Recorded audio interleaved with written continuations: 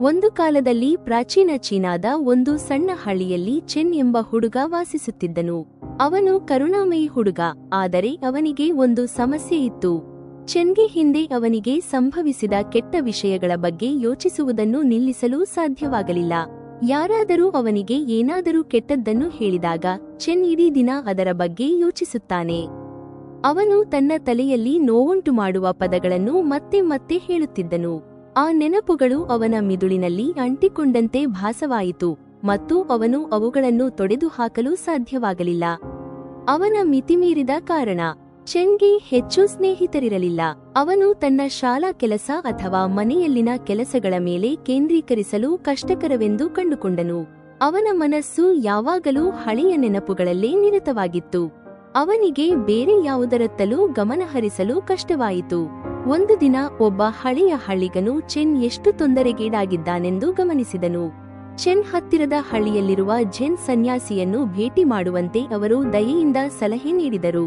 Zen ಸನ್ಯಾಸಿ ಜನರಿಗೆ ಅವರ ಸಮಸ್ಯೆಗಳಿಗೆ ಸಹಾಯ ಮಾಡಲು ಹೆಸರುವಾಸಿಯಾಗಿದ್ದರು ಮತ್ತು ಅವರು ಚೆನ್ಗೆ ಸಹಾಯ ಮಾಡಬಹುದು ಎಂದು ಗ್ರಾಮಸ್ಥರು ಭಾವಿಸಿದ್ದರು. ಚೆನ್ ಗ್ರಾಮಸ್ಥರ ಸಲಹೆಯನ್ನು ಸ್ವೀಕರಿಸಲು ನಿರ್ಧರಿಸಿದರು ಮತ್ತು ಝೆನ್ ಸನ್ಯಾಸಿಯನ್ನು ನೋಡಲು ಹೋದರು. ಅವರು ಝೆನ್ ಸನ್ಯಾಸಿಗೆ ಅತಿಯಾಗಿ ಯೋಚಿಸುವ ಸಮಸ್ಯೆಯ ಬಗ್ಗೆ ಮತ್ತು ಅದು ಅವರ ಜೀವನದ ಮೇಲೆ ಹೇಗೆ ಪರಿಣಾಮ ಬೀರುತ್ತಿದೆ ಎಂಬುದರ ಕುರಿತು ಹೇಳಿದರು. ಝೆನ್ ಸನ್ಯಾಸಿ ಚೆನ್ನ ಕಥೆಯನ್ನು ಎಚ್ಚರಿಕೆಯಿಂದ ಆಲಿಸಿ ತಲೆಯಾಡಿಸುತ್ತಾ ಮತ್ತು ಅರ್ಥಮಾಡಿಕೊಂಡರು. ಆಗ ಝೆನ್ ಸನ್ಯಾಸಿ ಒಂದು ಮಾತನ್ನೂ ಹೇಳದೆ ಎದ್ದು ಆಶ್ರಮದೊಳಗೆ ಮಾಯವಾದನು. ಝೆನ್ ಸನ್ಯಾಸಿ ಏನು ಮಾಡುತ್ತಿದ್ದಾನೆ ಎಂದು ಆಶ್ಚರ್ಯಪಡುತ್ತಾ ಚೆನ್ ಆತಂಕದಿಂದ ಕಾಯುತ್ತಿದ್ದನು. ಸ್ವಲ್ಪ ಸಮಯದ ನಂತರ ಝೆನ್ ಸನ್ಯಾಸಿ ತನ್ನ ಕೈಯಲ್ಲಿ ಒಂದು ಲೋಟ ನೀರಿನೊಂದಿಗೆ ಹಿಂತಿರುಗಿದನು. ಈ ಗಾಜಿನ ತೂಕ ಎಷ್ಟು?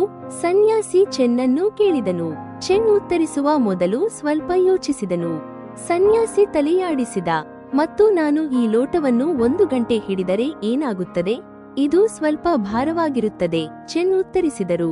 ಸನ್ಯಾಸಿ ಮುಗುಳ್ನಕ್ಕು ಮತ್ತು ನಾನು ಅದನ್ನು 1 ದಿನ ಹಿಡಿದಿದ್ದರೆ ನಿಮ್ಮ ಕೈ ನೋಯಲು ಪ್ರಾರಂಭಿಸುತ್ತದೆ, ಚೆನ್ ಹೇಳಿದರು. ನಿಖರವಾಗಿ, ಸನ್ಯಾಸಿ ಹೇಳಿದರು. ಆದರೆ ಆ ಸಮಯದಲ್ಲಿ ಗಾಜಿನ ತೂಕ ಬದಲಾಗಿದೆಯೇ? ಇಲ್ಲ, ಅದು ಹಾಗೆಯೇ ಉಳಿಯಿತು, ಚೆನ್ ಉತ್ತರಿಸಿದ. ಸರಿ, ಸನ್ಯಾಸಿ ಹೇಳಿದರು. ಮತ್ತು ನೋವು ದೂರವಾಗಲು ನಾನು ಏನು ಮಾಡಬೇಕು? ಗ್ಲಾಸ್ ಕೆಳಗೆ ಇರಿಸಿ, ಚೆನ್ ಹೇಳಿದರು. ಝೆನ್ ಸನ್ಯಾಸಿ ತಲೆಯಾಡಿಸಿದ. ಆ ಲೋಟದ ನೀರಿನಂತೆಯೇ ನಮ್ಮ ತೊಂದರೆಗಳು ಮೊದಮೊದಲು ಭಾರವೆನಿಸಬಹುದು. ಆದರೆ ನಾವು ಅವುಗಳನ್ನು ಹೆಚ್ಚು ಕಾಲ ಹಿಡಿದಿಟ್ಟುಕೊಂಡರೆ ಅವು ಅಗಾಧವಾಗಬಹುದು.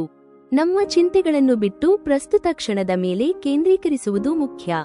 ಝೆನ್ ಸನ್ಯಾಸಿಯ ಮಾತುಗಳನ್ನು ಎಚ್ಚರಿಕೆಯಿಂದ ಆಲಿಸಿದನು. ಅವನು ತನ್ನ ಹಿಂದಿನ ತೊಂದರೆಗಳನ್ನು ಬಹಳ ಸಮಯದಿಂದ ಹಿಡಿದಿಟ್ಟುಕೊಂಡಿದ್ದಾನೆಂದು ಅವನು ಅರಿತುಕೊಂಡನು ಮತ್ತು ಅವುಗಳನ್ನು ಬಿಡುವ ಸಮಯ ಬಂದಿದೆ.